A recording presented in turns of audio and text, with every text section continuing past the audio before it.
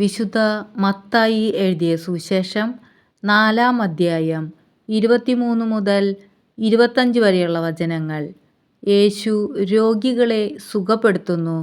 അവൻ അവരുടെ സിനഗോഗുകളിൽ പഠിപ്പിച്ചും രാജ്യത്തിൻ്റെ സുവിശേഷം പ്രസംഗിച്ചും ജനങ്ങളുടെ എല്ലാ രോഗങ്ങളും വ്യാധികളും സുഖപ്പെടുത്തിയും ഗലീലി മുഴുവൻ ചുറ്റി സഞ്ചരിച്ചു.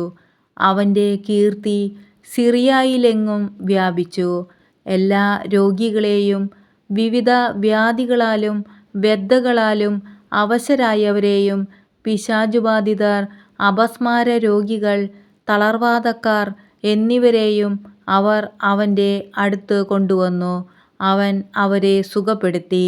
ഗലീലി, ദക്കപ്പോളിസ്, ജെറുസലേം, യൂദയ, ജോർദാൻ്റെ മറുകര എന്നിവിടങ്ങളിൽ നിന്ന് വലിയ ജനക്കൂട്ടങ്ങൾ അവനെ അനുഗമിച്ചു.